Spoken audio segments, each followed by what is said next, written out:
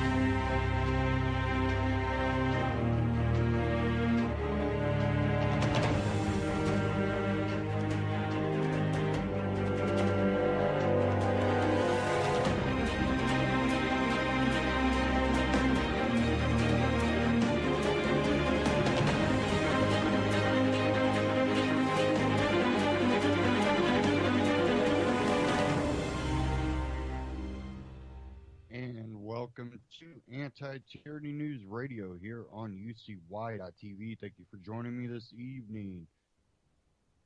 Well, we're going to kind of dive into just one of the people that Trump's going to appoint to his cabinet, and it's there's a lot of good about it, and you know, we have a lot of the left that's screaming out about it. But I want to get into that. I have a article from Jeffrey Tucker on that, and also a clip from Ron Paul Liberty Report. We're going to cover that first. But then after that, I kind of want to get into the recount thing that Jill Stein started, and what has happened in Michigan after this recount, which is not too far north from me. So we'll go ahead and dive into this Ron Paul Liberty Report. The Mythbusters, Common Sense from a Labor Secretary, and then we're going to dive into this article too from Jeffrey Tucker out of Foundation for Economic Education, FEE.org. But let's start out with this Ron Paul Liberty Report.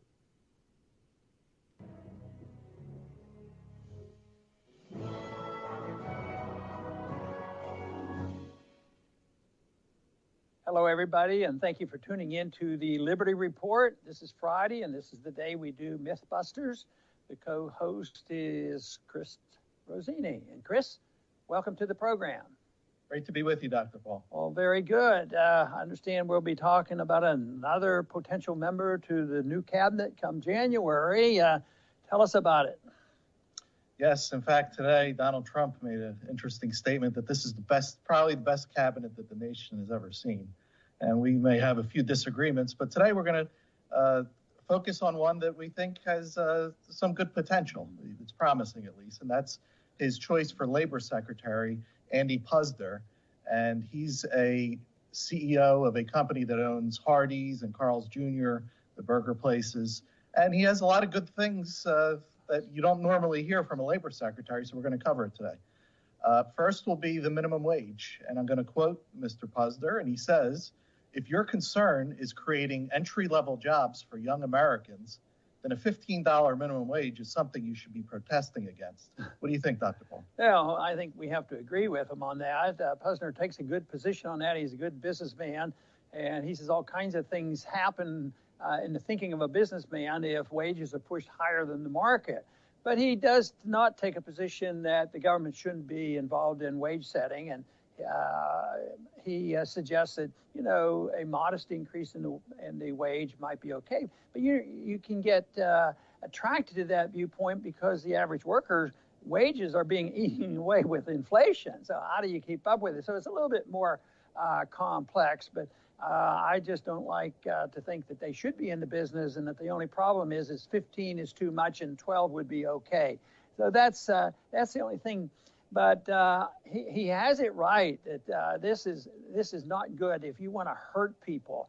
The principle here is that that you can prevent people from getting hired. This is a hiring obstruction.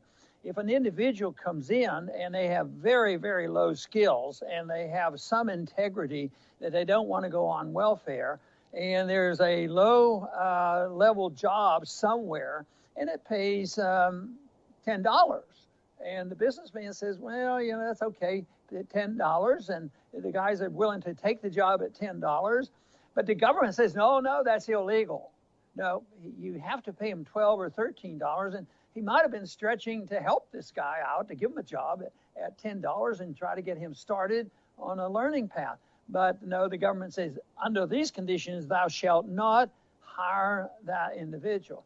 The other thing that people don't understand about some of the minimum wages, not all of them, but some are really the first entry jobs. I remember the first job I had was 35 cents an hour working in a drugstore. Well, if the government had said it was 55 cents an hour, I might not have had it, but it gave me an experience, that led to a better job later on because I knew and understood what was going on in the retail drugstore business. But the interference is what is the real problem. And this is why we want the government to stay out of it. We have to recognize that voluntary arrangements are most important in all parts of society. And once you get the government involved in minimum wages and different things, then you run into trouble. You're not measuring productivity. I like to think that a worker, whether he's by himself or in a group or in a voluntary union, his job should be to get the maximum wage. He should push. He should be as convincing as possible that he is productive. He can produce more than the rest of the people, and he should get his wages increased. And if they don't get increased because he's productive, somebody else will come along and grab this guy because he's a productive worker. So, and when they're just starting and they have no skills whatsoever, it's almost like getting paid to go to school. Because if you have no skills whatsoever and you want to become a welder and somebody's willing to take you under their wing and teach you how to be a welder, now, in the first month or two, you might not be making very much. But for the government regulation to come in, it messes things up. Arrangements economically should all be voluntary. Socially, we try to accept all that. There's still a lot of interference with that, but socially, we think we should pick our friends and our neighbors and people who come into our houses and with whom we associate. And all personal associations should not be regulated by the government for various reasons. And also, we would like to see that the arrangement between governments, international body, and people would be more voluntary rather than intimidating and use of force. But under these circumstances, by minimum wage, it's too much interference. It violates the principles of voluntarism, and violates the principles of free markets. It messes up this whole principle of measuring the productivity and the worth of an individual. And to me, it's just un-American to do that because, in the early days, they didn't have that. And that was when we were looking for labor. Once government gets involved in this type of activity, it messes the economy and people become resentful, and it becomes illegal to put a bid out for your wages at a lower level. And it's so different than what a free market would produce, because a free market is prosperous and productive, and you're looking for, the best workers, and they should argue for the highest wages, just like the businessman should argue for the best profits. But what they forget about when they're trying to regulate wages to help the wage earner is that the free market, freedom, is designed to serve the interest of the consumer in economics. And the consumer has to get the best price, and everybody's a consumer. So therefore, wages have to be held in check. We used to make fun when the minimum wage was $4 or $5. Well, why don't you guys make it to 15? And that was such an outrageous statement. Everybody would laugh. Well, of course, that's too high. And now here we are at 15. But the question is, why don't I make it 25? And everybody would be happy. Well, it leads to bad things, and we'll talk about some of the things that this leads to when the government forces wages higher than they should be. Yes. Next, from Andy Puzder, some hard to swallow truth, but he tells it as it is, and it's on automation. He says the machines are always polite, they always upsell, they never take a vacation or show up late, they never slip and fall, and you'll never get an age, sex, or race discrimination case. Now, Dr. Paul, what can the government do to help people to be more competitive so that they're not replaced with automation?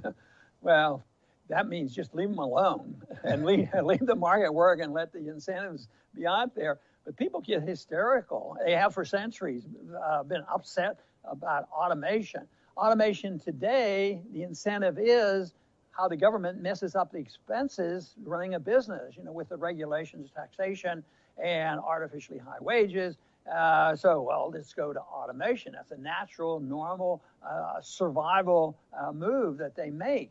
But they should realize that automation's been around for a long time, and it reminds us of the Luddites in the early part of the 19th centuries.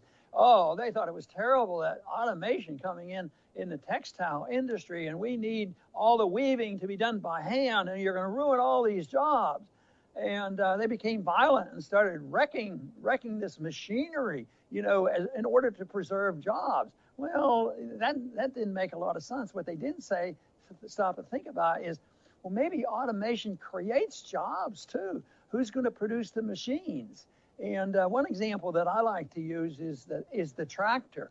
What if it takes you 500 people to run a farm by hand, hoeing the garden and fertilizing and digging the garden and plowing with a horse and all this? Just think of what it was like in the early days when tractors were just coming in, and the frugal farmer was able to produce enough and save a little bit of here and there and get enough capital and buy a tractor. And he had to make those 500 people running the farm replaced with 1 or 2 tractors. It was amazing. But if it happened to be a small farm and was a family, and it took 15 members of the family to do all the work, if they got 1 tractor, guess what? That family could do other things. They could have more leisure. They could go to school and the different things that would happen. But the principle of the tractor is that it causes unemployment and menial work. But somebody has to make the tractors. The same thing with automobiles. There were people saying, "Oh, we can't have all these automobiles coming in. The blacksmith, what is he going to do? How is he going to work on the horses and the carts and things?" Well, what happened? The demand for automobiles became much greater, and there were more jobs than ever before, and there was more productivity. But people have to adapt. People can't just think that they're hoeing a garden. They can't learn how to drive the tractor. They have to move along, and that's one of the things that's happening today. Is there are jobs out there. Some businesses honestly are looking for people from outside our country because there's not enough people willing to work, capable of working, or come out of college with a good education, and they can do the work, especially in some of the technology. So those are separate problems. But if you didn't have these forces created by government basically, and push prices higher than they should be, and have the inflation, you have to compensate for this. This makes it much more difficult. But the whole idea of automation is a good idea, but it's very, very annoying when it comes under today's circumstances, because this was all obviously what Putzker was saying. He said, what we're going to do is, in the restaurant business, we're going to automate it and put these people out of jobs because they push for it. So it backfires on people when they think they can artificially decide what the wage would be. I mean, it eventually might have come that automation may be serving us everything, but the market should decide that. The consumer, maybe the consumer wants a more personal approach. Who knows what? But when the problems are artificially created by government, and then automation becomes a major problem. But I think the new Secretary of Labor has the right ideas about this and would know at least how to advise the way the president should go. Yes, great points, Dr. Paul. Next, we're going to cover a topic that Puzder actually disagrees with Donald Trump, and that's immigration. And Puzder says that deporting 11 million people is unworkable, and we hope in the end Mr. Trump comes to the same conclusion. Deportation should be pursued only when an illegal immigrant has committed a felony or become a public charge. Who do you think has the better idea there, Dr. Puzder obviously does. And, you know, the one thing is one of the shortcomings of Trump may be a positive. Trump is not obsessive on all the issues. And already, you know, the wall, I think he's backed down a little bit on that. And so he'll probably back down on this because, you know, just in a practical sense, it's impossible to do it. So why pretend? People in politics tend to say things just to galvanize and energize and emotionalize these issues, and people get excited. Yeah, you know, let's do it. Ship them back. Put Hillary in prison. And, you know, then suddenly the tone changes. So when he makes a good appointment like this, we should be very hopeful that the advice is going to be very good, reasonably good, and understands business, and that Trump picked him. He must have respect for him. He must think he's not going to be an enemy of the Trump administration. So I think we should be optimistic about that. And then if the other economic changes pan out, which I'm reluctant to believe that's going to be an automatic, that is, we have a healthy, thriving economy by just spending more money. I just don't believe that. The people should have more money by saving and having more of a market economy. But if the economy remains weak, then we'll still have this job problem. But if some of this stuff would work, if we did go to a free market, if we did restrain or get rid of the Fed and get them out of the business of rigging interest rates and rigging the system for the benefit of the very wealthy, I mean, they would be thriving. You know, during the time of the Industrial Revolution, when we had the steel mills and the automobile mills and the steam engines and all these things, we needed labor, and they were pouring in here, and nobody worried about it. And there were high-paying jobs. And I had a grandparent that came under those circumstances in the latter part of the 19th century, and working in a steel mill. So they needed labor. So it takes care of itself. And a lot of people say, well, you can't blame government for everything. Yeah, but almost, you know, especially under today's circumstances, because the only way you couldn't blame government is if government were restrained and it had a definition that the founders tried to give it, and that is the purpose of government is to protect liberty and property and contracts and voluntarism. That's what they're supposed to be doing. Under those cases, you don't blame the government. We blame the government now because they do too much of the wrong thing and not enough of the right thing. Right. And finally, Dr. Paul, we're going to end with overtime rules. And the left they're pretty sad. I'm going to quote the LA Times. They say Puzder could lead an effort to scrap Obama administration initiatives, particularly the overtime rules, which seek to broaden the number of Americans who are compensated for extra work. Now, should government be involved in this at all, Dr. Paul? No, they shouldn't be. That's part of the, you know, the private arrangement and personal choices. And the liberals have been writing about that, and they said, oh, it looks like Puzder will be supporting labor over business. And some may interpret it that way. But the true position is you don't pick labor, you don't pick business, you pick the consumer, which means that you don't interfere. But the whole fact is that the consumer is the one that we have to deal with, and we're not supposed to pick out and be against the consumer or pro business. But wage control, this is what they want to do, and they have various ways of doing this, sick leave and different things, but they're artificially messing around with wages.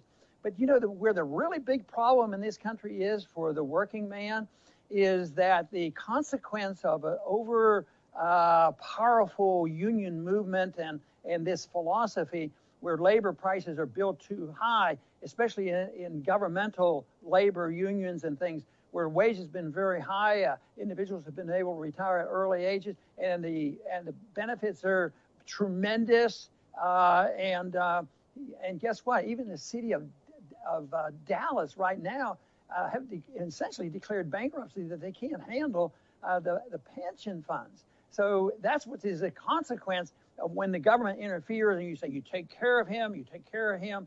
And the principle is they can't use force. You know, if the businessman couldn't fire, the businessman becomes the slave. If the working man can't leave, he becomes the slave. And right now, I would say that the businessman is the one that gets hurt the most under these circumstances. But the businessman should be able to negotiate, fairly. A lot of people say, well, what's the position of the libertarians on labor unions? Does that mean you don't like them? And should you pass more strict right to work laws? No, you have to just legalize a voluntary contract. So under a libertarian society, working people could come together, they could meet, and they could plan, and they could try to negotiate with the company on benefits and wages, safety, and all these things. But they can't get the benefit of a government law that says that you can't go to the National Labor Relations Board and have a ruling that said you will accept the union demands. That's where it's wrong. So you shouldn't be able to do that. But the businessman and the unions, I think there'd be unions in a libertarian society, but I think they would be very competitive, but I don't think they should be able to force, just like the businessman right now has a lot of benefits and welfare in a way of getting help.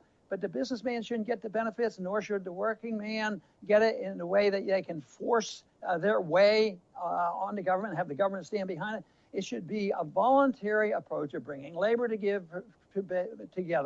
And guess what? They should be working together. They shouldn't be antagonists. In a free society, they wouldn't be antagonists. But it is confrontational now. And I think that right now, the consequence of the ill-advised compulsiveness and compulsoriness of labor unions has come out. Right now, they represent 7% of the working people. But you could still have labor unions. You just have to recognize that everything should be voluntary. Nobody should get special benefits, a grant of forcing one side on the other. I think under those conditions, the businessman would be happy. The working man would be happy. Just remember, the highest wage in industry came voluntarily before unions. When automobiles came in and the Ford worker made $5 a day, and that was huge. Later on, the unions came in and made a big difference. So I think the labor would benefit, business would benefit. Get the government out, get rid of the regulation, get rid of the inflation, and guess what? Who would be the biggest beneficiary? It would be the consumers, and we're all a consumer, and we all want liberty. So I would suggest that's the way we ought to go. I agree. Chris, that ought to do it for the day, I think, unless you have anything else. No, that's it for today. Thank you, Dr. Paul. Okay, Chris, and thank you for being with us. And I want to thank the audience for joining us today. And please come back to the Liberty Report soon.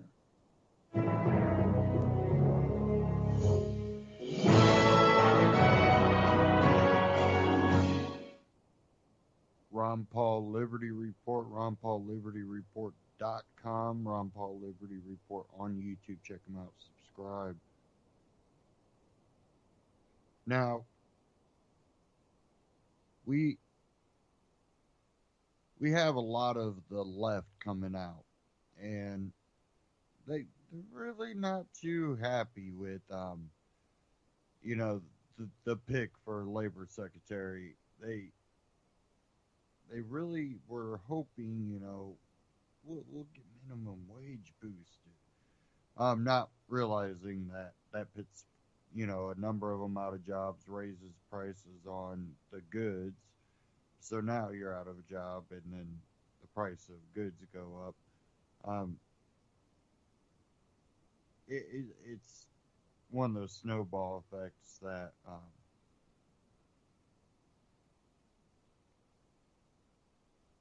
I've told people before. We have to get to a point where if you want wages to be higher, we have to be buying the goods that we make, and then if we aren't making the goods that we're buying, then we need to start. Um, and we're slowly going that way. And what a lot of people don't realize too is, especially the left, is that they've already started going that way. You don't tend to see them go by, the patriotic, made in America stuff. But what they have done is a lot of people on the left have gone organic and, non-GMO and local and growing their own stuff. And in a way, that's made in America. That's American. Too bad they still want to pick the people that would rather see them on the government ticket so they can, guarantee voters.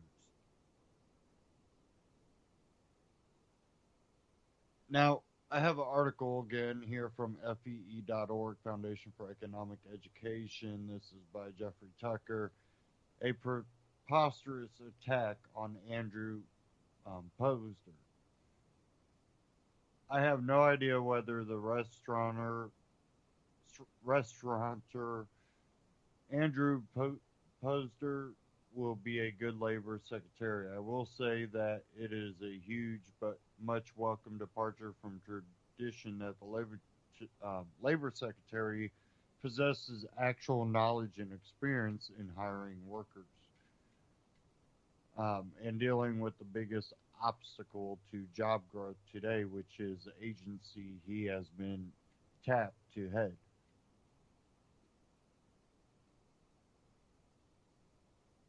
But if Puzder is not successful, it will not be because of the reasons the New York Times cites in a stunningly bad editorial.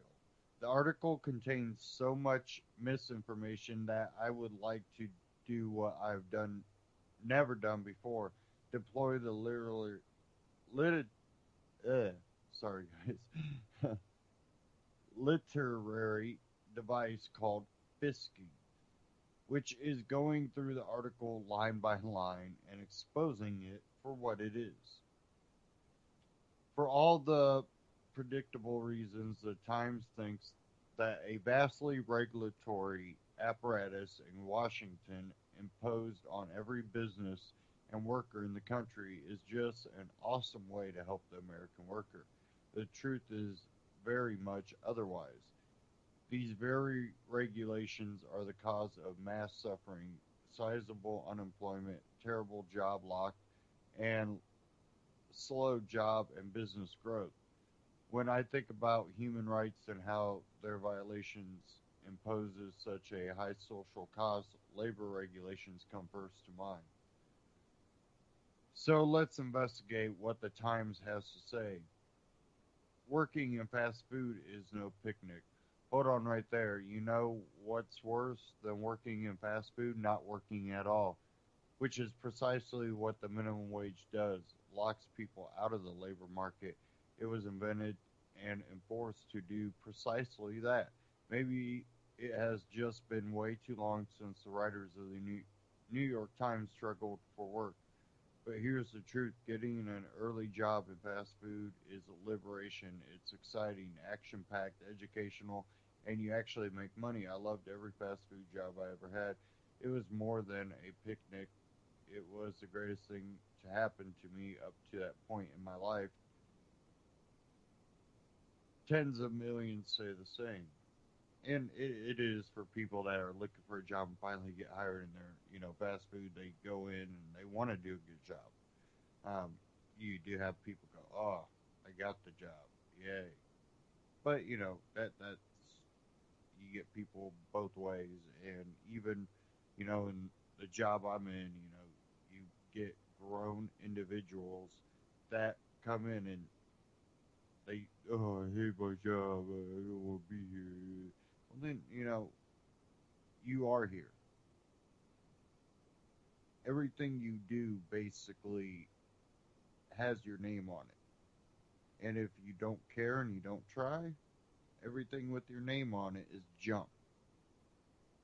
No one wants anything with your name on it. What does that say about, take pride in your work and work your way out of it. Be an entrepreneur. Go out and attempt something. But it says here, quote, the industry is famous for um, grindingly low pay and labor law violations.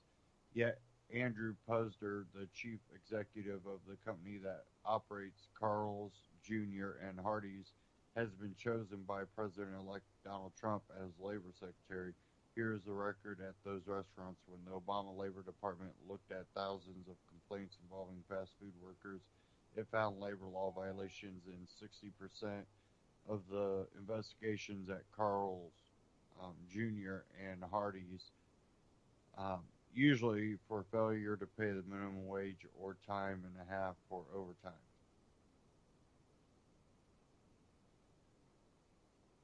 Here is grindingly low pay for you, $0. If you know anything about the egregious enforcement of this apparatus of law, you know that no growing dynamic company can avoid pushing the limits of these regulations. If these labor law violations mean giving people work without having flawlessly complied with a million unknowable regulations pushed out over the last 100 years from D.C., good for Hardee's and Carl's Jr. jobs. In fact, I suspect that the benefit of compliance is a myth in general. If anything, companies are far too compliant with regulations that actually harm workers.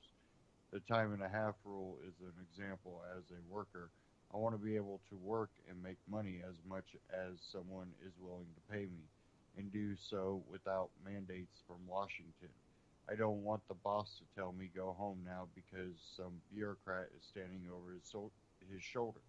Now, I'm someone that has been like that. I've even in high school, I got in trouble for working over the hours I was supposed to work, being in high school. Said, I don't care why Washington cares. I was like, yeah, screw Washington. Even back then, screw Washington. I want to work. I need money. I buy my own things. I like buying my own things. I don't never, have like relying on someone else to buy me something. I was right there, Generation X, millennial period. Um, Wore the Jinkos back in high school, in middle school. So, Jinkos, the baggy pants. I never wore the big old, sweeping pants. I just like the baggy, you know, straight cut type Jinkos. Um, I might have had one pair that was kind of a little oversized, but for the most part, straight cut. But my mom wouldn't buy that for me. If she's gonna buy me blue jeans, she'd probably go get a pair of Levi's. Um, I had to buy my own. Now I did have one Christmas that she bought me, a pretty nice pair. But then right there towards the end, once I started kind of not buying Jinkos as much, um, Jinkos started kind of going more department store, everywhere, Kohl's. And then she goes, hey, I found some Jicos I'm willing to buy you, and they're kind of not the baggy, which at that point was fine with me. But, you know, working to buy your own things, it was great. And I was willing to always work more than what I was allowed to work. And, he points that out here. It's something that should be between me and the worker. Oh, your parents. My parents wouldn't have been mad knowing I was working.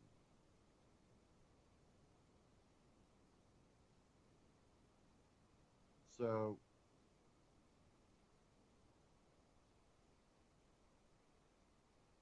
I I, I don't want to see people abused, but that's also something that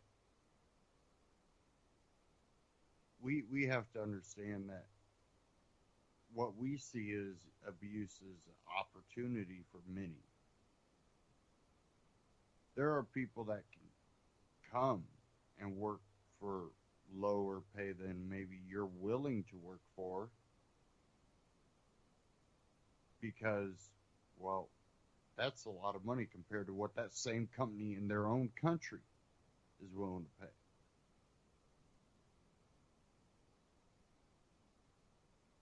Now,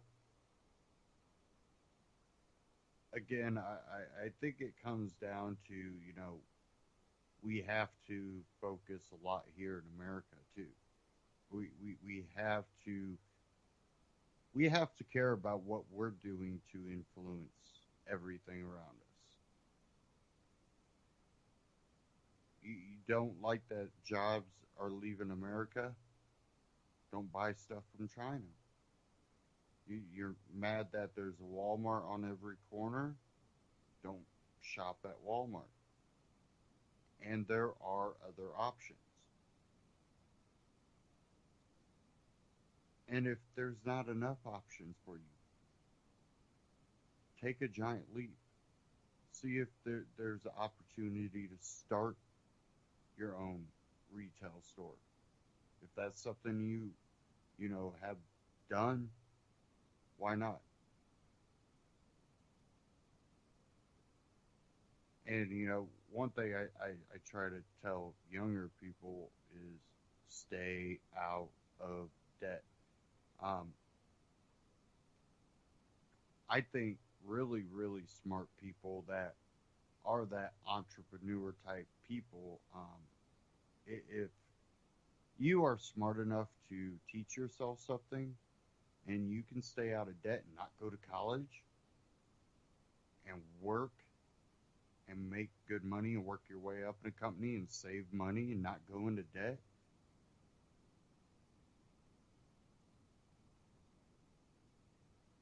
maybe get a good credit rating going, save up some money,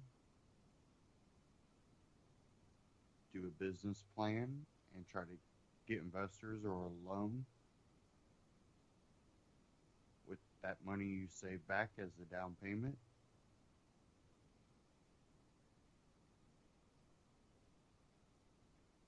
I think that would be a better option than for, really smart person to go to college, maybe learn, probably learn more if they, you know, educated themselves. Because what I've found is many of the highly intelligent people I've met, they weren't educated by a school. They were educated because they're somewhat like me, a sponge. I like taking in as much information as possible.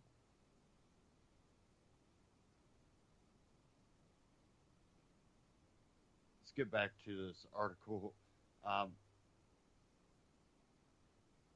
Says here the Times gives the impression once again that people who are working are being exploited. It is the regulatory apparatus that is the exploitative agency because it works to keep people out of work and make it impossible for companies to grow. Quote, the central problem for workers today is persistently low pay even at profitable companies with highly paid executives. High pay is better than low pay. Absolutely. Redis- Redistributing the salaries of executive to workers would raise wages for about 10 minutes. Then what?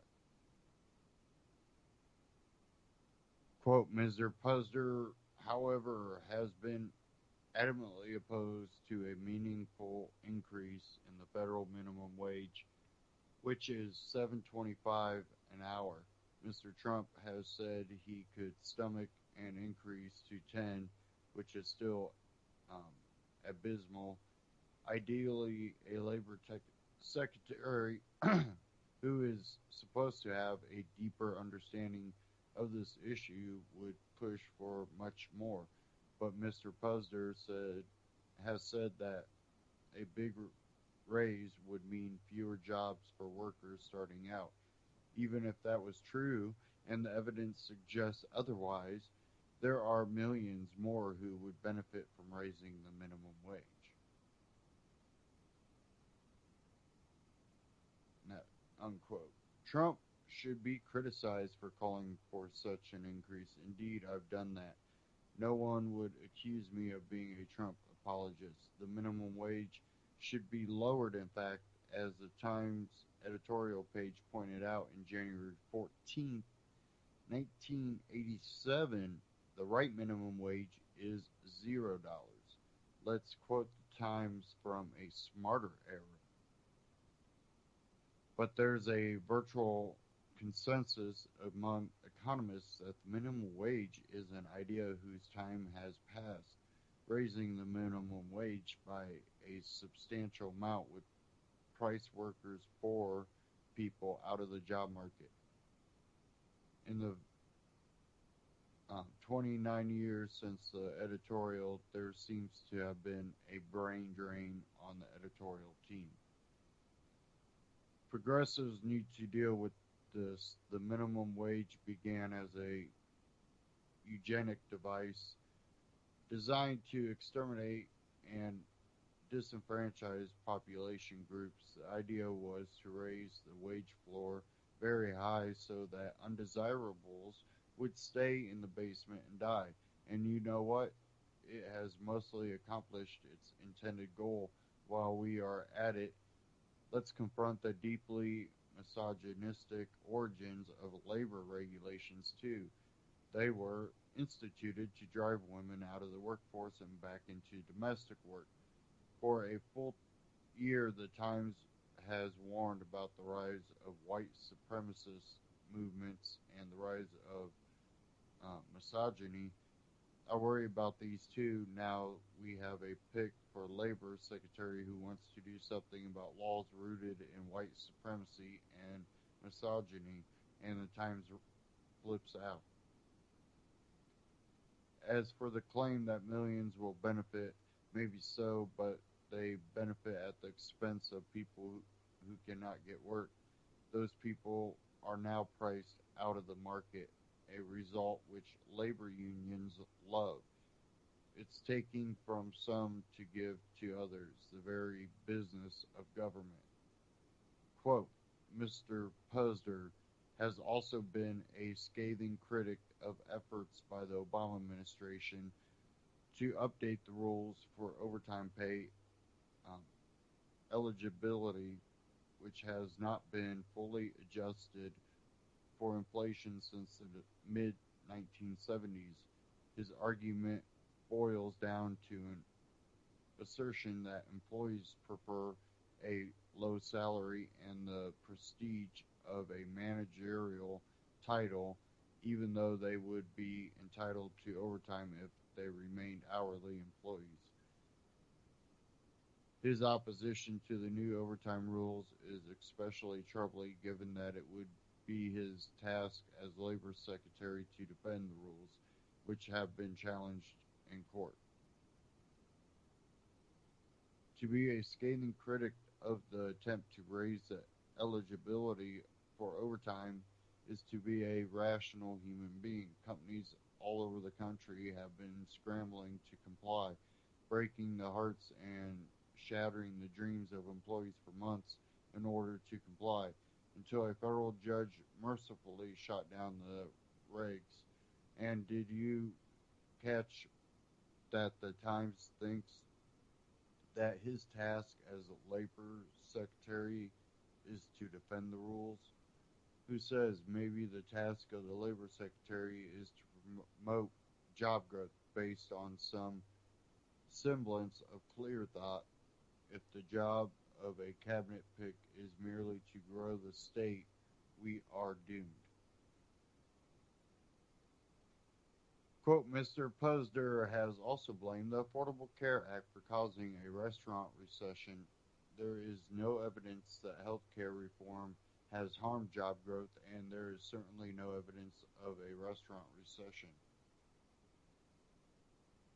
That there was a restaurant recession after Obamacare makes perfect sense to me. I know of no business owner or manager who hasn't gone a bit more gray following the ACA. It's been grueling, but decide for yourself what you think of Puzder's article. You can read it here. His evidence fits with everything I know, and I'm hardly alone. ACA might have been the major reason Trump was elected. And yet, even then, even after the Times candidate lost and major insurers are going belly up and premiums are soaring, these editorialists are still unable to confront reality, as Trump would say, sad. Mandatory sick leave has been criticized by Mr. Puzder as well. He says it would be an undue burden on businesses. Yet, in all other advanced economies, paid sick days, paid parental leave, and similar policies are rightly seen as investments in human capital, as necessary as investments in plants and equipment. If all these mandates are investments in human capital, why do they need to be mandated? Businesses are surely smart enough to know something about investment, surely more than government knows. If these were great programs, they would happen organically, not as top-down mandates, as it is. These impositions only lead to job loss. They might have been instituted to help the worker, but the reality is that they have made workers cling to jobs too long and decline the risk of shooting their skills for the fear of losing benefits. My dream is that every law that the Times lauds in its editorial goes away, liberating the American worker to make his or her own deals. You will see employment boom as never before, and business too. It would be glorious, but even that doesn't go far enough. How about lowering the legal age to work too? And clutch those pearls hard, Times writers. Some modicum of worker freedom might stand a chance. And I'm one of those people that I'm for lowering the legal age to work too. When I was 14, I was looking for a job, and I found two places in the whole city, two places that hired at 14. Of course, they were full. Each one hired, I think, one or two 14-year-olds, and the rest, were older people. But I couldn't get a job. I wanted to work, couldn't get a job. And people were like, you should just push the lawnmower. You don't think I tried? That's how bad I wanted to work. Now, not saying I didn't help people out here and there make, $40, $50 here and there, but I wanted to work. Give me $150, $250, $300. I wanted to work. And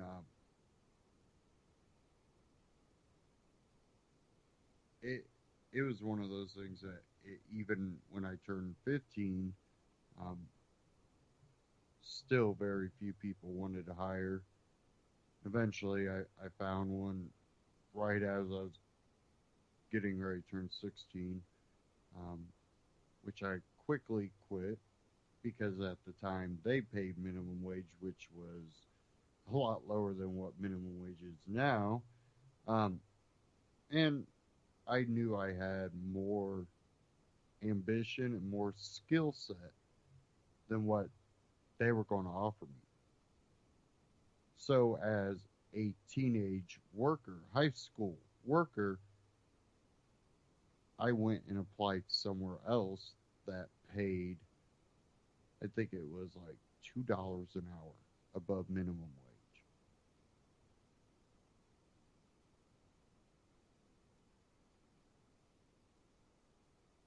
And being in high school, they could have easily gone, well, you'll probably like this job better. Um, we could probably pay him, 50 cents above minimum wage. Or, they knew I got paid minimum wage where I worked before, which I only worked there for about 2 months. Um, they could have offered me a lower wage, but they knew that, hey, if he has a skill, he deserves his pay. We'll see if he works out. Of course, I worked out. Um,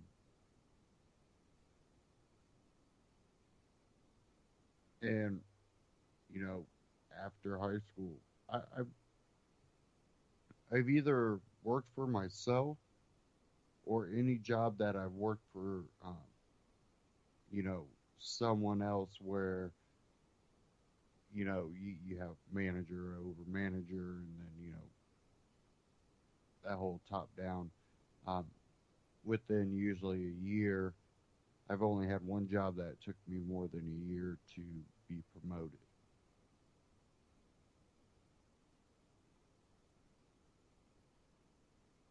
But we don't even see that drive because those job opportunities aren't there anymore. We when he talks about these companies that want to expand, and that they're fighting all these regulations, and now even for the companies the premiums for all these benefits that they have to offer to people that before would have been considered part time.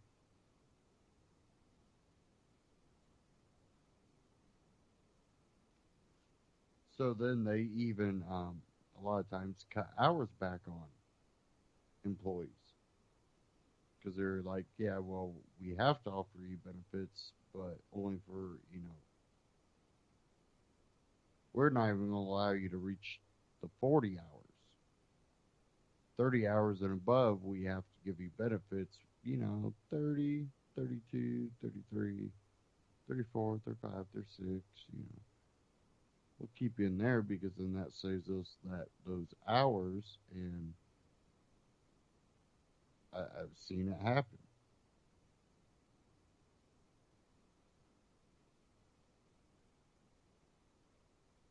Now,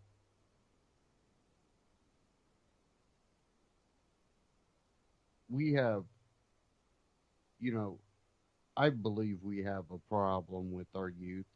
They are, I believe, treated as children way too long. I call it the bottle feeding generation where, they're grown kids still drinking a bottle.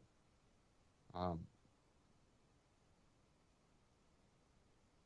and now that because those jobs aren't there, they're not even really expected to go get a job.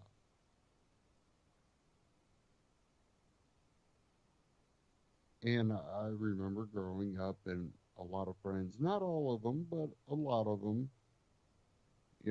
their parents wanted them to, either get a job or, do something other than just go to school and come home. Have some type of ambition,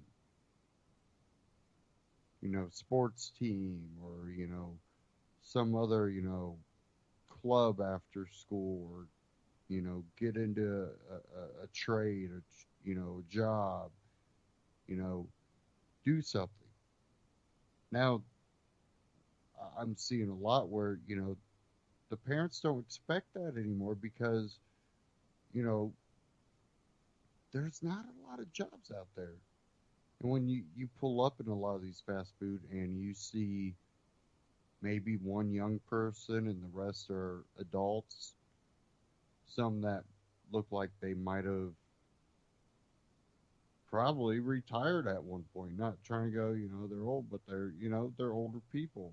Um, it looks like they should have retired or might have retired and had to go back to work because the cost of living has gone up. And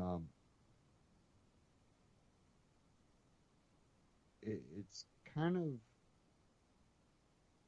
it's weird for me. And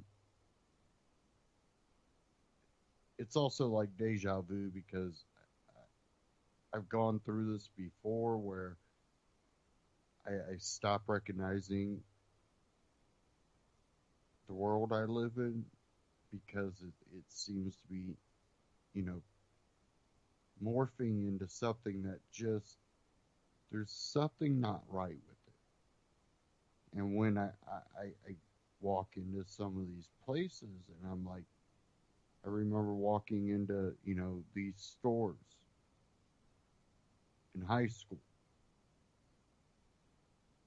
and like 3 or 4 of the people working were my age.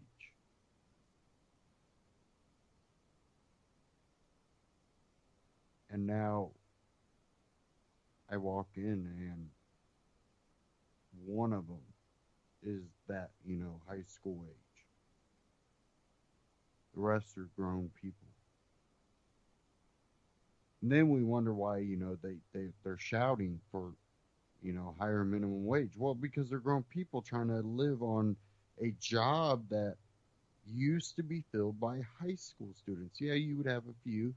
Again, you would get some of the older people that might be, they need to go back to work or they want to go back to work. They're not feeling they're retired. They sit at home bored watching TV and like, I'd rather kind of go work, make some more money. We we have to get to a point where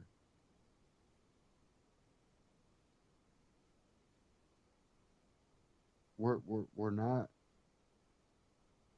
looking at, oh, that person gets paid minimum wage and that minimum wage is way too low to live on with 3 kids and, trying to put them through college making minimum wage. I don't think the cashier at McDonald's was ever a position to put someone through college.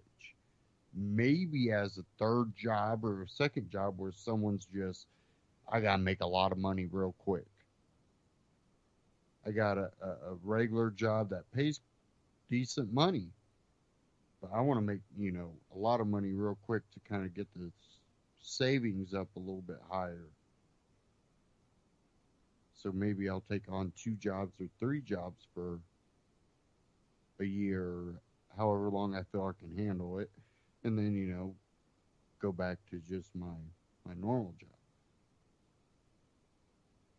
But never as your sole job as a cashier at McDonald's or a store at the mall was ever meant to be something to put people through college. Now, there's an exception for that. You'll have the older people, the adults that are in a way in charge over you'll have one older person in charge over maybe 3 or 4 younger people, and then when those younger people are at school, you're basically filling that in, and then you might have a couple other people where now you alternate shifts a certain way. But for the most part, and it's something that I remember growing up, and it's almost like I didn't see it happen until it was already happened. And I think it was maybe 3 years ago, 4 years ago that I just looked and I'm like, what is going on here? And I actually went into, I can't remember, it was a fast food, could have been a Wendy's or something, but I went in and there was someone there working that I knew. And I'm thinking this person wasn't, the brightest person, but they also weren't dumb. There's a lot dumber people that I know that came from decent families that went through college. And even though they made it through college, I still don't know if I would, want to be the receiving end in their field. And I'm thinking, this is ridiculous. And that person recognized me. And they're like, oh, how you doing? It got to a point where they basically told me, yeah, it's kind of, just a job I got for now until, I can get something in that position that I used to have. I forget. This was about a year or two ago. And basically got to a point they got laid off. Still couldn't find something in what they were already doing. And they're working at fast food. Now, I've also had a relative that was the head of a whole department in some type of financial place. Now working part-time at Walmart. And probably could go full-time, but it was that thing where, like, I'm already older, and I'm not going to work full-time doing this.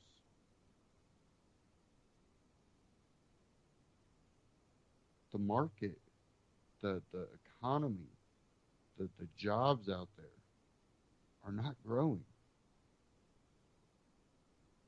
There are things that this labor secretary is proposing, and if Trump can get rid of a lot of regulations, which I've heard a lot of freaking out about the EPA. I haven't really looked into it, but the EPA pick is a climate, change denier or whatever. But again, I haven't really looked into that whole issue yet. But if we can get rid of some of these regulations, I think we could grow an economy. I think businesses, if they could have the manpower, would be willing to expand. But we've got in such a predicament that if I hire that many people, you got to understand the benefits I got to put out. And these people would work for not, a lot lower wages than I could provide even benefits for them.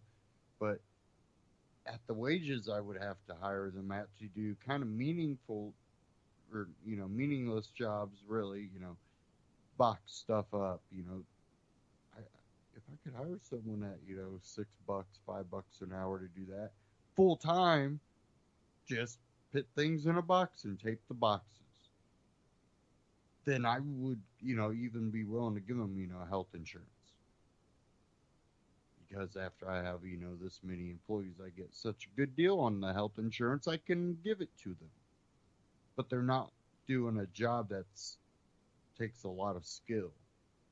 And then a lot of times, hey, there's programs that are always looking to give these people that have mental disabilities that can still work in certain type of things. There are companies out there that are trying to give those people which it's like 3 hours, 2 hours a day, because they can't really afford to pay them a lot to put things in a box and tape it up. We don't realize the potential that companies could grow if, even if they didn't get rid of all regulations or all the regulations against workers. If we could scale it back a little bit, I think we could see economic growth. If we could pull that back even a little bit further, I think we could possibly have a boom. But that also plays into a lot of other figures with regulations and monetary policy, and we have like Ron Paul and them said, not all the cabinet picks that Trump has picked do we like. But the labor secretary at least has given me a little bit of hope, and has given other libertarians a little bit of hope. And we'll see what happens. I think there's definitely a possibility for a decent amount of growth if a lot of this comes to fruition.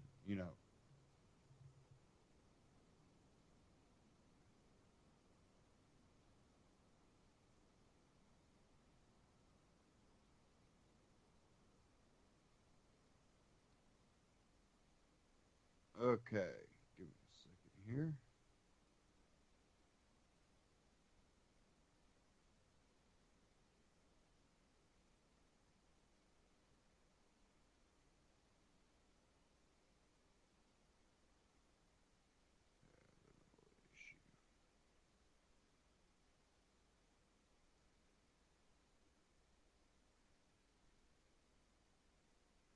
Now, I have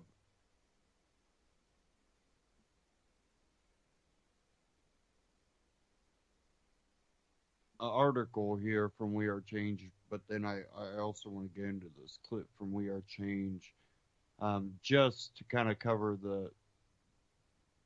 the whole election and Trump being elected, blah blah blah. We Are Change. The right keeps winning. Voter ID bill approved in Michigan after recount effort.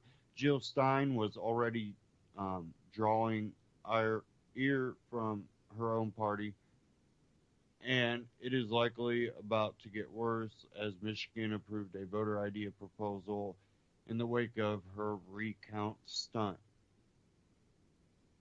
On Wednesday evening, the Republican-led State House of Representatives passed through legislation which would require voters to bring an ID to their local clerk's office within 10 days of an election. Otherwise, their votes will not be counted. Under current laws, Michigan residents can vote without identification if they sign an affidavit stating their identity. On November 8th, over 18,000 people in Michigan cast their ballots this way. The Detroit News' Jonathan Osling reports that almost half of all such votes took place in heavily Democratic Wayne County and almost 6,000 in the city of Detroit alone. Hot Air noted. That seems oddly disproportional given that Wayne County accounts for just 16% of the state's total. The bill faced heavy opposition from Democrats who argued that the bill would disenfranchise voters. If important to note that a valid photo identification card is required to even purchase certain cough medicines.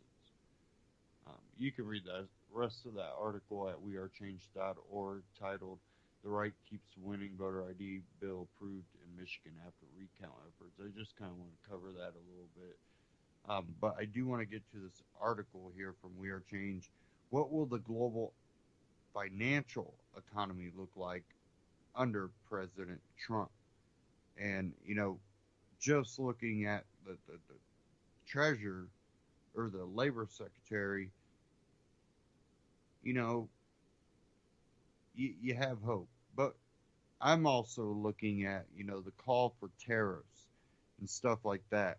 Um, that hurts poor people because, well, that's all the Chinese goods.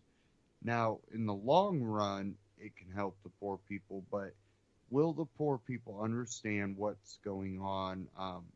Will they be willing to be, poor people already hurting?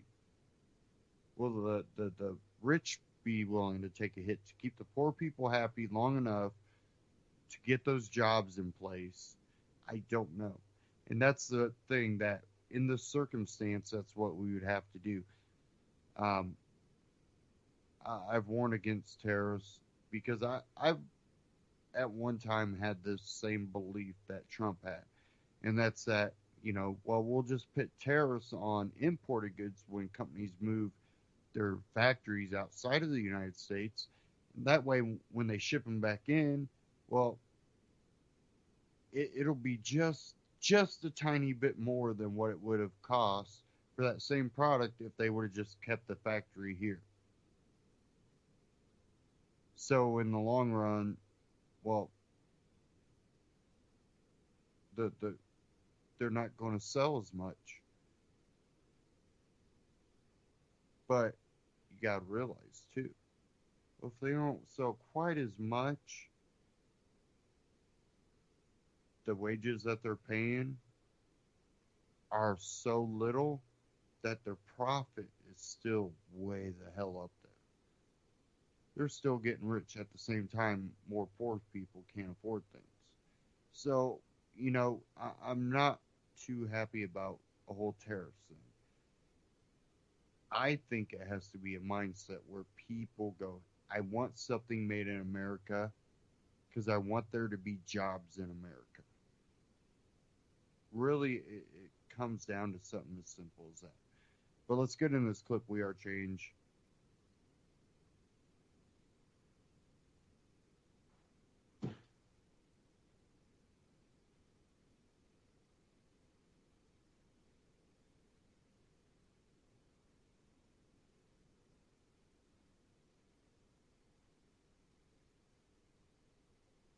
This is Luke Radowski of WeAreChange.org here in Acapulco, Mexico. And I am joined, of course, by the one and only dollar vigilante, Jeff Berwick. Now, Jeff has a very interesting story. He lost hundreds of millions of dollars during the internet boom and then said, wait, I should actually study this and figure out what happened and look at all the financial currents and what's happening around the world economically to make sure that this never happens to me again. He actually predicted Bitcoin, told you to buy it when it was at $3. A month ago, before Trump got elected, he said he would get elected. I didn't even say that myself. Now, obviously, when talking about Trump, there's going to be huge global ramifications and changes with him becoming president-elect. Already, we are seeing Canada and Mexico saying that they will renegotiate NAFTA. We are seeing the downfall of the TPP. But I wanted to talk about just where is Trump going to go with the global economy? What effect will he have on it? Jeff? Well, first of all, it's not an election, it's a selection. We all know that. They decide these things well ahead of time. I realized about a month before the election that it looked like they were going to definitely put Trump in. You could see all the signs of it. It was quite clear that they had both sides, as they always do, and they decided to go with Trump. There was just too much upswell, which is great, thanks to people like yourself and so many people putting truth out there. That people were waking up. So that's what happened with Brexit as well, is they normally rig these elections highly, and they always do. But with Brexit, there was just too much people who knew what was going on. So they're like, okay, let's let them win, like they did with Brexit, and make them all feel like they have some sort of say, and then not do anything whatsoever, which is what we've seen with Brexit. We saw that with Nigel Farage, who quit right after, said there was too many assassination attempts, too many threats on his life. He's just going to quit. The new prime murderer of Britain is basically anti-Brexit. They're talking about maybe in 2019 they might do it. So this is sort of what they're doing now. So now the same thing happened with Trump. They said, okay, there's too many people who are figuring this out. Too many people know about Hillary Clinton. So let's let them think they won. So they elect Trump. I don't think there's going to be a massive amount of change. You can already see what he's doing. He says he wants to drain the swamp. He's refilling the swamp. We definitely have seen that with him appointing a former George Soros employee and Goldman Sachs man to Secretary of Treasury. There's other people connected with Henry Kissinger, all the top elite banks being a part of his transition team. So we're seeing just a capitulation. Will this actually result in actual policies? We will see when he is president, because he is still not in the Oval Office. But where do you see, with him being surrounded in the swamp and filling it up, how do you see it step by step progressing? Well, yeah, I call it the Oval Orifice because that's really what it is. But yeah, that's exactly what's going on. He's actually Jesuit trained. The Jesuits are behind many of these sort of horrible elite New World Order globalist sort of things. You look at who Trump is already, he hasn't even started yet. He's already got his chief strategist, Steve Bannon, who's Goldman Sachs. Transition advisor is Anthony Scaramucci of Goldman Sachs. He's got his Commerce Secretary nominee is Wilbur Ross of Rothschild and Company. Possible budget director is Gary Cohn of Goldman Sachs.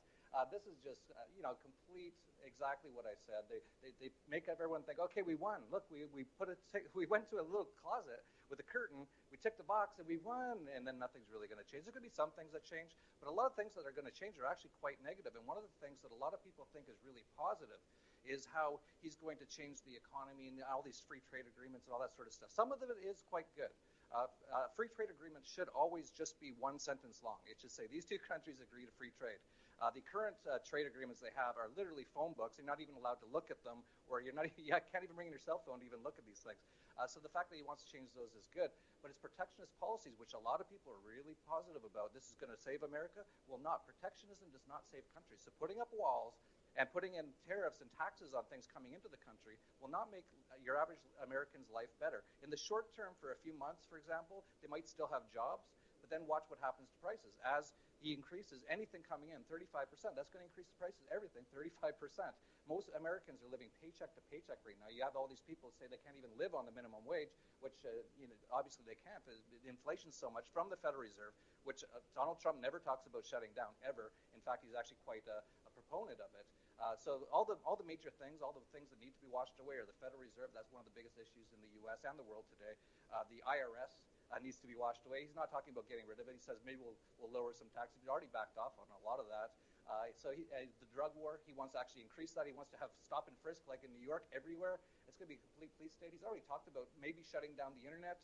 He wants Edward Snowden dead, I believe. So this guy is absolutely, he's just another face. It's just two puppets. It's the same boss, the same as the old boss. It's definitely a conundrum covering him because he says things that are so popular and people resonate with it so much. But then you actually look at some of the other things he says and it scares the crap out of you, like spying on everyone domestically. But just getting back on track here, I mean, he is inheriting a huge bubble within the United States. I mean, we just reached, 19 trillion in debt. With the U.S. petrodollar previously being attacked by Russia and China, how do you see the future of the dollar since it is at a very strong point right now? Well, first of all, these protectionist policies that he talks about wanting to institute will be very negative for the dollar. George Bush put in some protectionist policies as well right after 2000, which caused the bear market in the dollar all the way up to 2008. So that is going to be very negative for the dollar, which is going to be very positive for gold and silver and Bitcoin, which is almost at new highs again right now. So all those things are in play about what exactly is going to happen, what's going to change. But it's going to be interesting to see exactly. You brought up a great point. He says so much. He's on Twitter. I actually said he puts out more mixed signals than a quarterback with Tourette's. He says one thing and then another thing. He's just nuts. And I think that's just all confusing people. Well, we'll see what he does, even if he gets in, because of course they're still talking about possibly not even putting him in. And I think it's December 19th. They're going to have the Electoral College, which is another BS, your vote counts sort of thing. Where already a lot of the Republican guys have said they're not going to put him in. So we'll see what happens. But you brought up the biggest point of it all, and that's the only thing that anyone should be talking about is the U.S. national debt. Now at $20 trillion, when Barack Obama, the Nobel Peace Prize winner, who hasn't had one day of peace since he's been in office, came into office, it was about $9 trillion. $10 trillion. It's now $19.8 trillion. It's almost doubled in the last 8 years. That's a complete banana republic, a completely bankrupt country. Of course, the Federal Reserve is just printing money. They've been doing quantitative easing forever. They've been at 0% interest rates now for 8 years. Europe's now going into negative interest rates. That's the real issue, and there's really no answer for that. Either way, it's going to be a disaster. Yeah, it's extremely interesting. I mean, I just came back from India where they had a currency reset. We spent time in Venezuela. Luckily, we didn't die in the murder capital of the world. But you've been, having your fingertips on a lot of this economic news that a lot of people don't know, and you also share it through your newsletter. And we actually have a discount for We Are Change listeners. You get 10% off with the promo code We Are Change. All the information will be in the description below. But we also have Anarchapulco, where hundreds of people all over the world come down here to this beautiful, amazing place for an awesome conference that Jeff puts together called Anarchapulco. And to check that out, the link will be in the description below. I'm also doing a Change Media University boot camp, some life coaching. I don't know what I'm going to do, but it's going to be definitely worthwhile to have 100% student success with the people who participate in that. And also, the information for that will be in the description below. Jeff, what else do you have going on? Because I know you got the newsletter, you got Anarchapulco. What's the latest with you?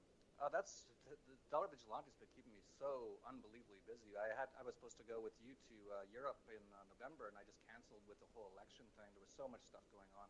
So that's really it. The Dollar Vigilante just nonstop. When I first started in 2010, I was like, what am I going to write about every day? And now it's like decide between 10 or 20 things to write about every day. It's that we're nearing the end of this system. This is absolutely very, very close now. What you saw in India is going on all over the place, called the war on cash. They want to actually get rid of cash.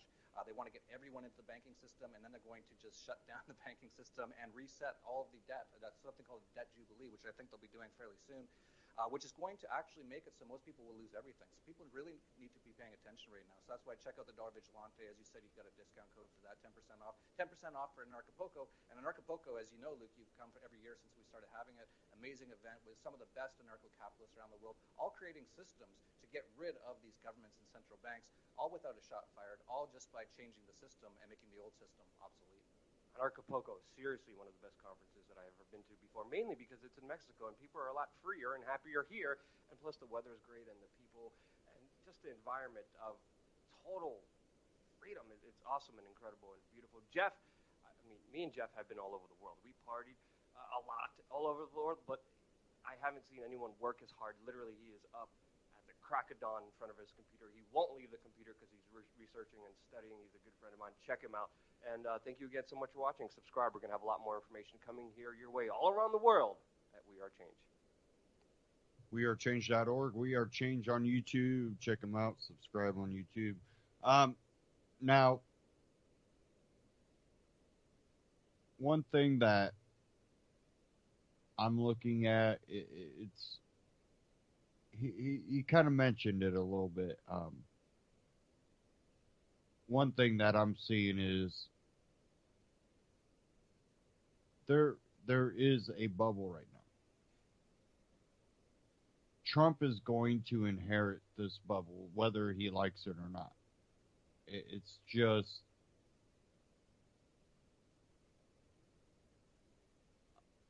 just something that we can't ignore, but we also we understand that they're going to blame it on him. That's just politics of it. But will we be able to have the right people in place to be able to get through it? And I kind of worry about that. You have Labor Secretary, but there's so many other departments that I think that we're missing something that's going to affect the country. And it really has nothing to do with how good Trump is. It has to do with who is running these departments. And are they going to put the right policies in place? And a lot of it's not putting policies in place, it's getting rid of a lot of the policies that are hurting the economy.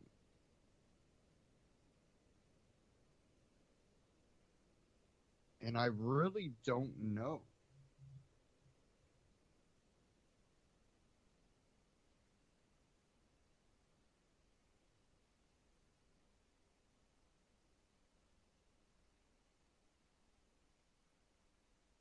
Okay, give me a second here. Now,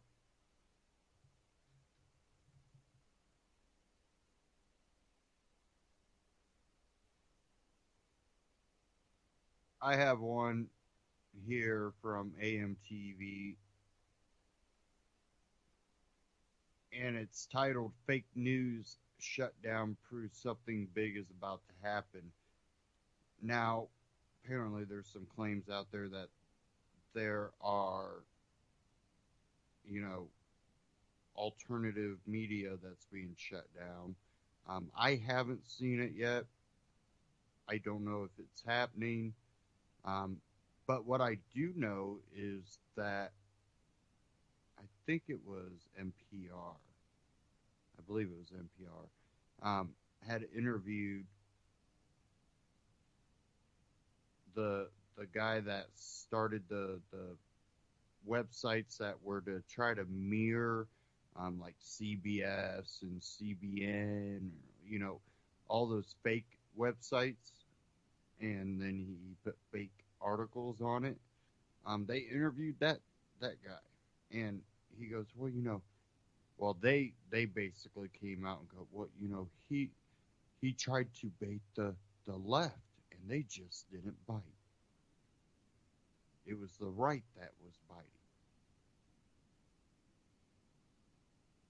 And he was just doing it as a test or experiment, or, you know, they play it off because he's a liberal. Oh, but they are apparently starting to go after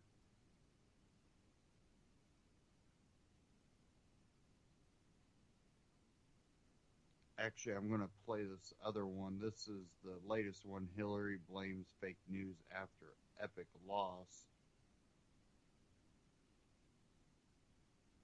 And then he kind of talks about the previous clip here. So we'll get that queued up here.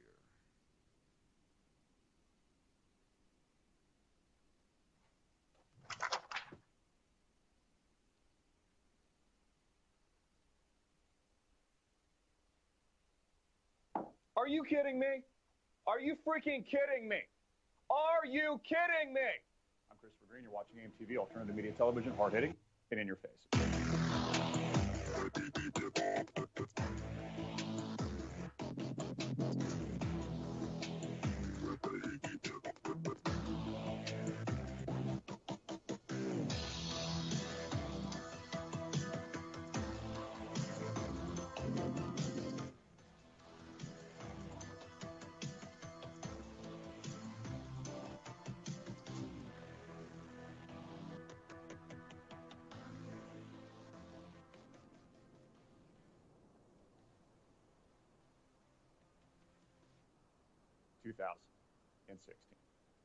Hillary, are you freaking kidding me?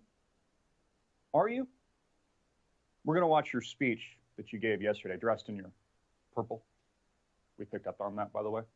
You're wearing purple quite a bit lately. Not really sure why, but it's an observation. You were giving a speech about Harry Reid retiring, you know, the guy with the patch on his eye because the mafia did something to him. You guys all remember that? Hillary talks about fake news being a threat to our society. It's the difference between life or death, according to Hillary Clinton. We're going to watch this. This is pretty freaking amazing. Now, keep in mind, this is coming from a woman who lost, who got the shit kicked out of her.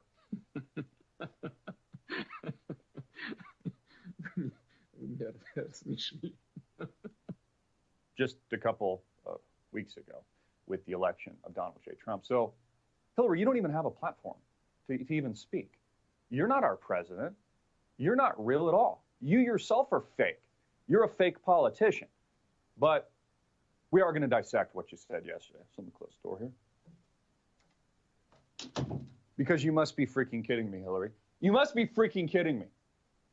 Got to find it here. See, Hillary, you're screwing us up already.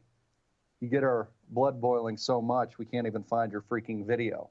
You fake, fake, fake politician with your fake selfies hanging out in the woods. Like, I'm Hillary Clinton. I'm a real person. Not really.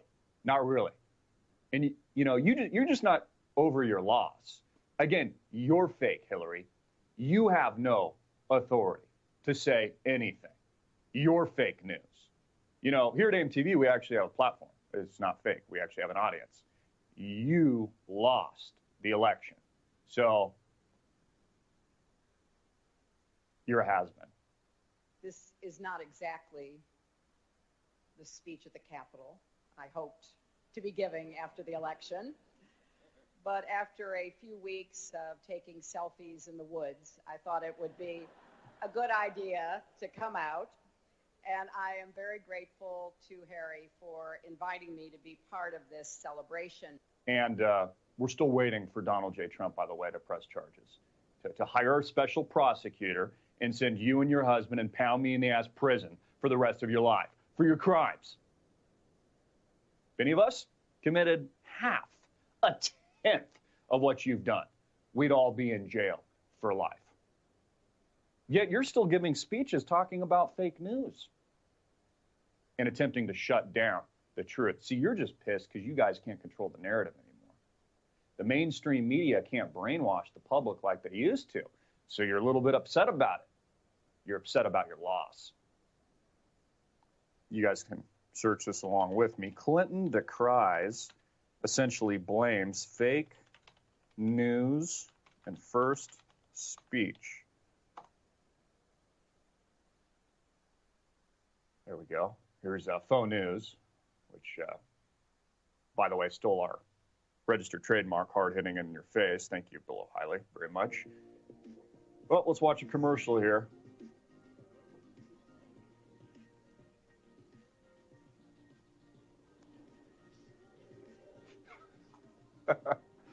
You got to have a little fun doing this, guys. Come on. You got to smile occasionally, right? Right? This is fun. Talking shit on Hillary Clinton. This is amazing. See, this is real news. This is real. Pellegrino. Harry has fought for the simple but powerful idea that, yes, we are all created equal. He understood that all our leaders and all of our citizens alike have a responsibility to defend the rights of every single American. After the Constitutional Convention, it's well known, Benjamin Franklin was asked what form of government the new nation would have. A republic, he replied, if you can keep it. Well, that's still our charge, and it's as urgent as it's ever been. It's urgent. Pay attention. We must stand up for our democracy, just as Harry has done his entire career. Let me just mention briefly one threat in particular that should concern all Americans, Democrats, Republicans, and independents alike, especially those who serve in our Congress. The epidemic of malicious fake news and false propaganda that flooded. The epidemic of fake news, false propaganda, really just truth news that killed my campaign and resulted in my epic freaking loss. Flooded social media over the past year. It's now clear that so-called fake news can have real-world consequences. Yeah, like spreading so much truth that you get your ass kicked in 2016 and we elect Donald J. Trump. You see, the people have awoken. The sleeping giant in this country realizes you're full of shit, does not trust the mainstream media, and there's a reason 96% of the U.S. population thinks the Clinton News Network is full of shit. This isn't about politics or partisanship. She says it's not about politics or partisanship at all. That couldn't be further from the truth. And of course, it's about totalitarian control. You know, Hillary, you're looking much more like Kim Jong-un recently to me. A subscriber pointed this out. You know, so this is supposedly a free press, free society, right? Then why the attack on fake news, really truth news, real news, which makes up alternative media? Why the attack on it? I thought you just cited Benjamin Franklin. I mean, he believed in the free press. Lives are at risk. Lives of ordinary people just trying to go about their days, to do their jobs. contribute to their communities. It's a danger that must be addressed and addressed quickly. Oh, it's a danger. No, it's only a danger to you, Hillary. It's only a danger to you and the establishment and the multi-billion-dollar, too-big-to-fail mainstream corporate giants. That's where the danger is. It's enlightening for the American people. It's joyous for everybody else. It's freedom, truth, and light for the world. It's dangerous for you. Let's make that clear. Addressed and addressed quickly. Bipartisan legislation is making its way through Congress to boost the government's response to foreign propaganda, and Silicon Valley is starting to grapple. Oh, okay. You mean Silicon Valley that supported your campaign and lost? You mean people like Howard Schultz of Starbucks, Mr. Progressive, that's selling $10 cups of coffee to the bankrupt, debt-ridden student loan millennials? You mean that Silicon Valley? You mean Silicon Valley like Jeff Bezos of the Washington Post that accused alternative media television of being a fake news Russian propaganda-sponsored Kremlin asset of Vladimir Putin? You mean that fake news organization? You mean that establishment? That Silicon Valley that lost and now has to kiss the feet of our new president, Donald J. Trump? That Silicon Valley? You mean people like Mark Zuckerberg that build a wall in Kauai, even though he says he's against legal immigration policies here in the United States of America, but builds a multi-million-dollar wall on the island of Kauai in Hawaii because he doesn't want the little people to get into his freaking compound. So he steals the view from the native Hawaiians. That's Silicon Valley? Sergey Brin, Larry Page that are demonetizing videos and censoring the internet and the real news on YouTube? That's Silicon Valley? Just making this clear here so we can better understand, right? With the challenge and threat of fake news. It's imperative that leaders in both the private sector and the public sector step up to protect our democracy and innocent lives. Folks, she just can't get over her loss, can she? Now, I think the biggest thing to stress here is that Hillary Clinton is fake herself. She has no platform at all to talk. She lost. It'd be different if you were president of the United States, Hillary, but you're fake. You're not our president. You didn't win. You lost. So why should we take anything you say seriously? You know, this whole idea of fake news is just a McCarthyist era Red Scare witch hunt, engineered by Silicon Valley, these politicians, and the progressive radical left because they're pissed off they got their ass kicked and we actually elected Donald J. Trump. That's all it is. And it just goes to show you how brainwashed the American people are. I even had someone come up to me and say, Christopher, well, is it a good or bad thing that the Washington Post pointed out that you are allegedly a fake news organization, even though their primary source is actually fake? Proper Not is a random, anonymous WordPress website with zero credibility at all. Zero. That's fake. And they asked me if it was good or bad. I'm like, well, I don't know. I mean, I guess it's validation. I mean, it's nice to be recognized. Thank you for the free publicity. Folks, all this is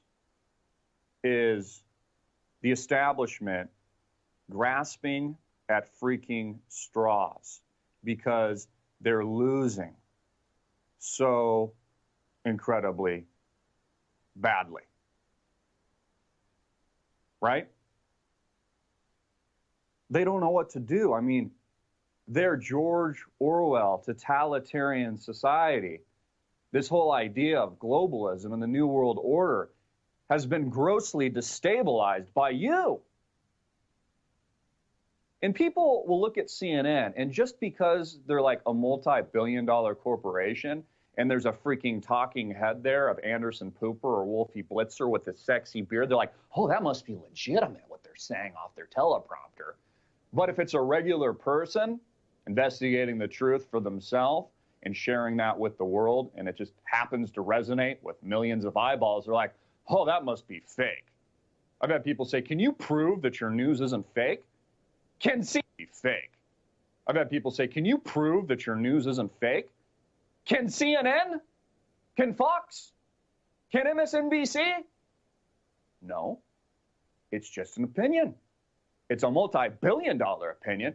I mean, if Anderson Pooper told people to jump off a cliff, people would do it. They'd be like, oh, I guess it must be true.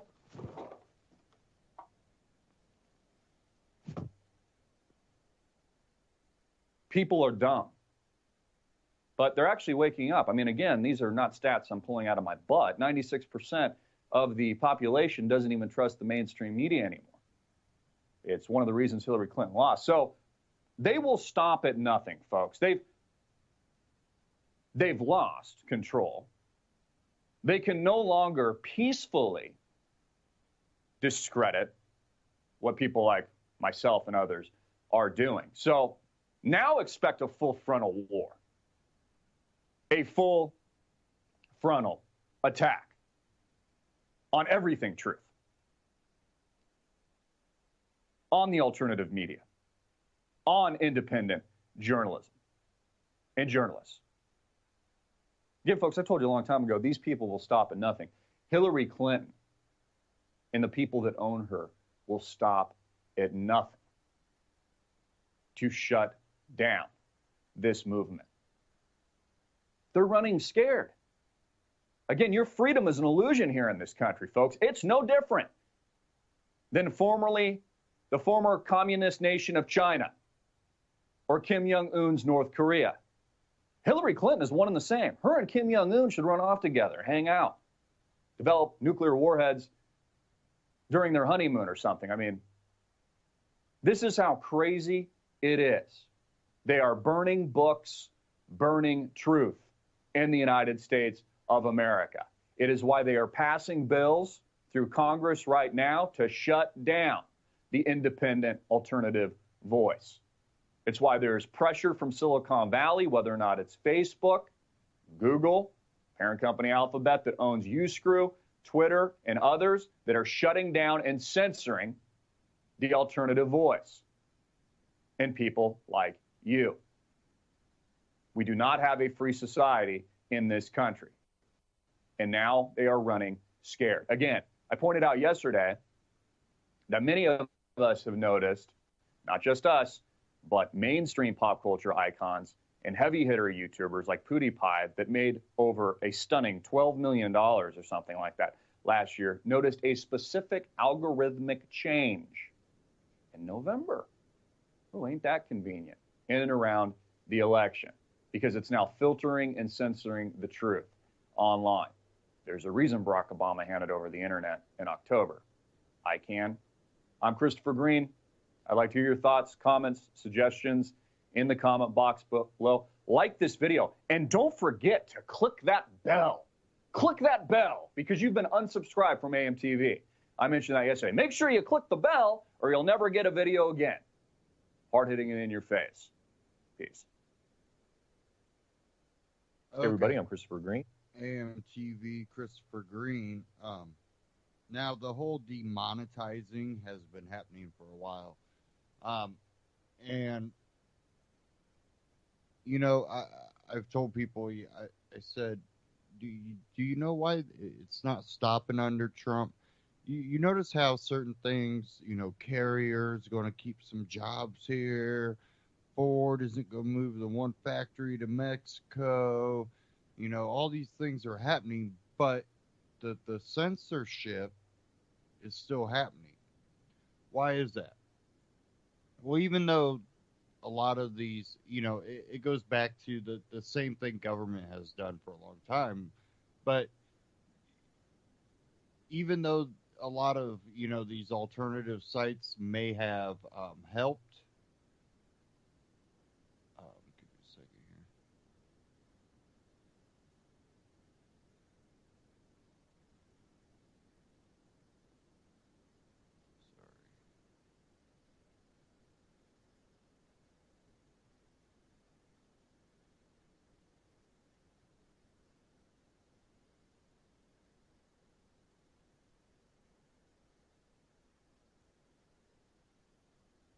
Okay.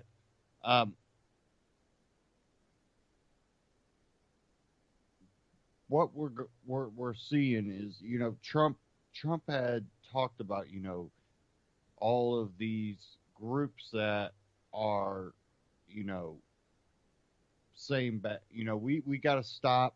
He basically said we have to go after fake news. So, you know, he said it too. And I believe that one thing we're going to see is the First Amendment gone after. I believe that that is going to be the first attack, alternative media. And that's why it's really important, you know, whether it be YouTube or just donating and or buying products through alternative media is really important because we will, you know, lose our monetization. A lot of us have already started, you know, experiencing it in the alternative media. Some people have gone back and forth where it's been, you know, back and forth, you know, demonetize, appeal, finally get it back, but lost all the money that recent, you know, had already acquired. Start bringing up more, and then all of a sudden, you know, you're demonetized again. You're like, what the hell? And that's why you know, people wonder why InfoWars, you know, you're not a supporter, you know, great, okay. But I've heard the argument, oh, InfoWars is always trying to sell stuff now. Well, they used to do money bombs where you just donated money. At least one, they're trying to sell things. But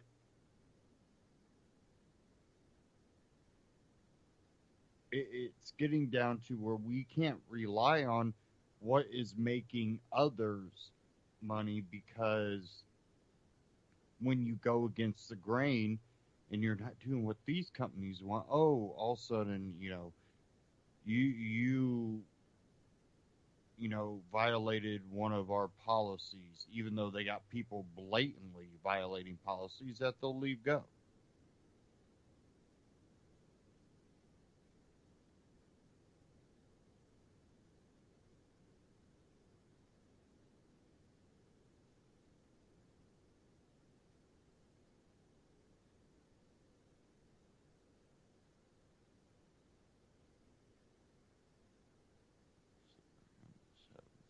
Issues here. Okay. We have to hold on to our ability to have free speech. If you believe it's fake, great. You don't have to, you know, watch it, trust it.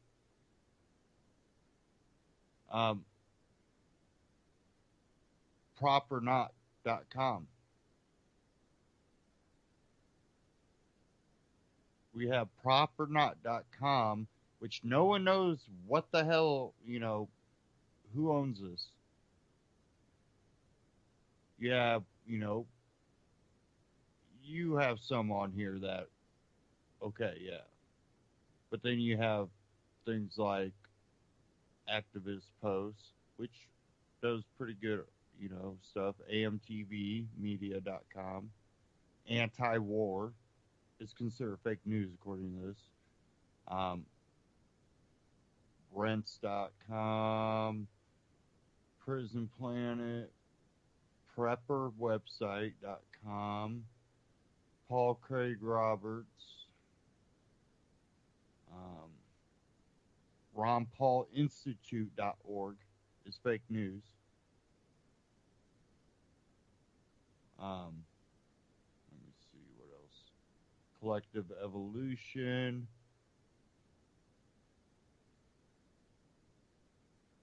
And again, you know, there's some stuff on here that I know they post a lot of fake stuff. The antimedia.org. which has a show here on UCY.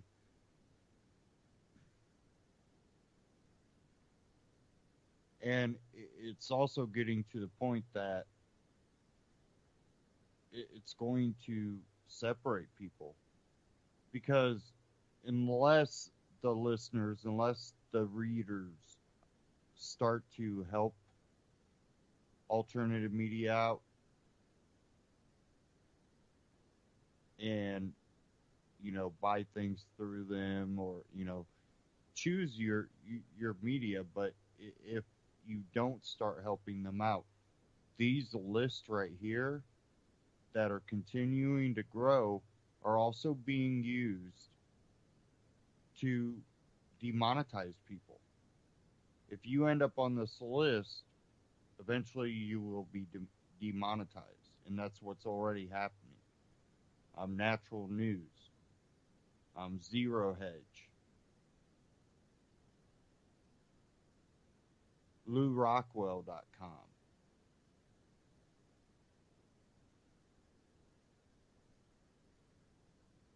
I mean, again, there's some on here that I believe to be fake news, but, again, I'm not trying to shut them up.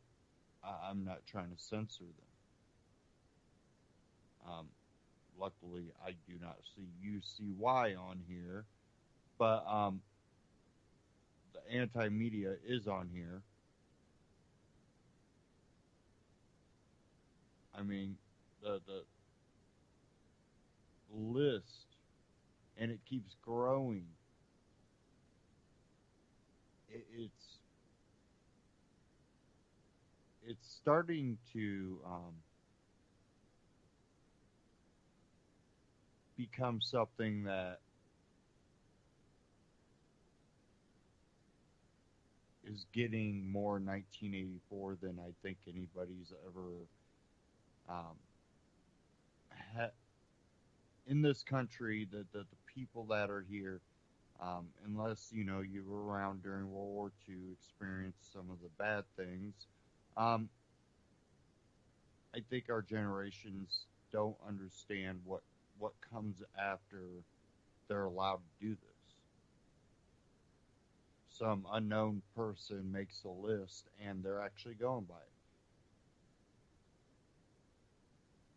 it. And it says about us, Prop or Not is an independent team of concerned American citizens with a wide range of backgrounds and expertise, including professional experience in computer science, statistics, public policy, and national security affairs.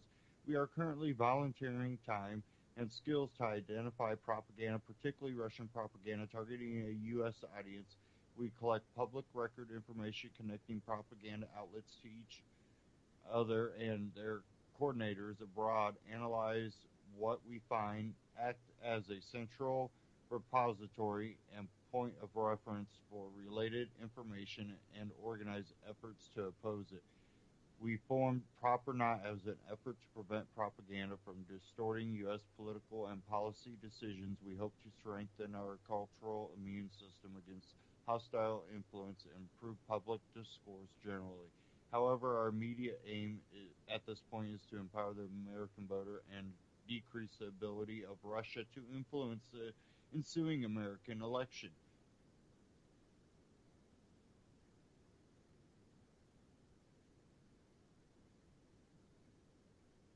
So,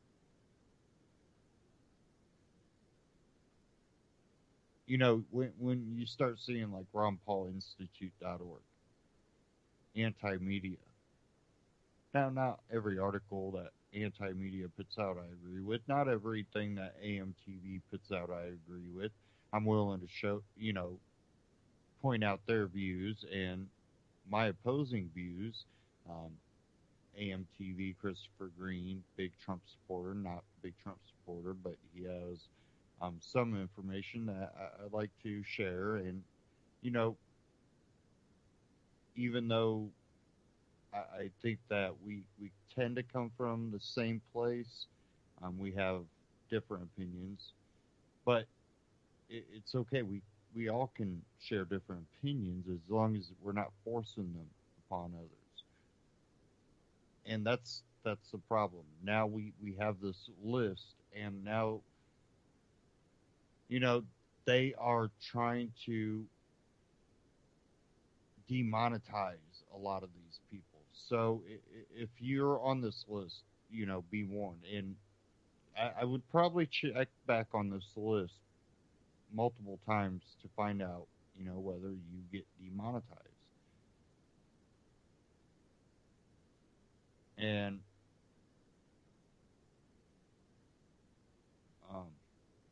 there's a few of them that I've heard that have been demonetized. I believe AMTV was also demonetized. I can't be, 100% sure.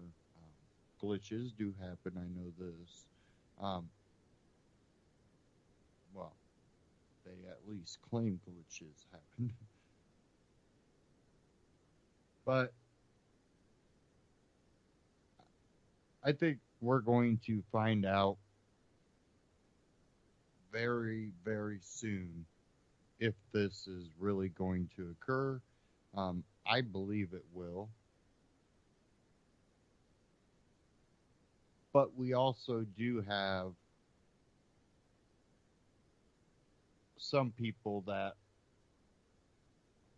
have a very, very big voice, ringing the bell that, we don't know these people. And if they're able to label certain people fake news and really not truly list why they believe this. And, I've read some of this. It's a lot of fancy talking without real true backing behind it, and just saying, well, if someone's influenced by outside sources, then they're basically sold out. Or if they talk good about anything that happens in Russia, they're probably sold out. And that's a lot of the rationale behind it. Well, if they agree with this person's linked to this person, which is financed by this person, they probably donated some money. So, that's probably why he said that. And so they're Russian propagandists.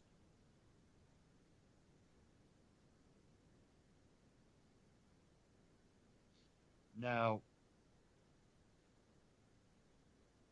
there's a lot on here that they haven't even tried to link to Russia propaganda.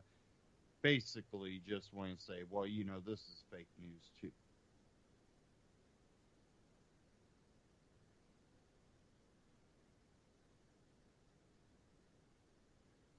We know InfoWars has been something out of Texas. It's been,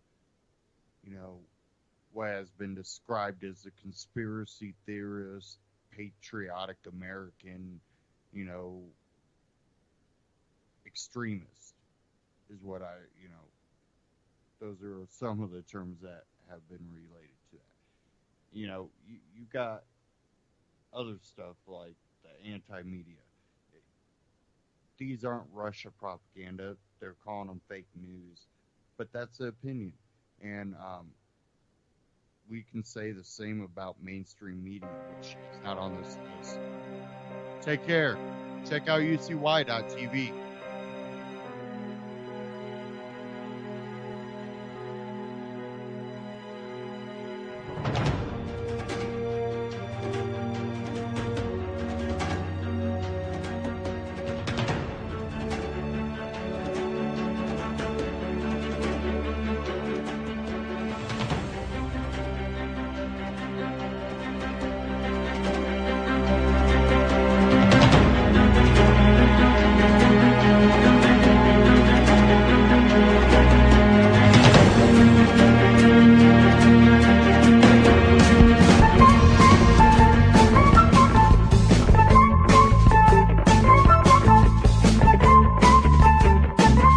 Aussie Skateboard.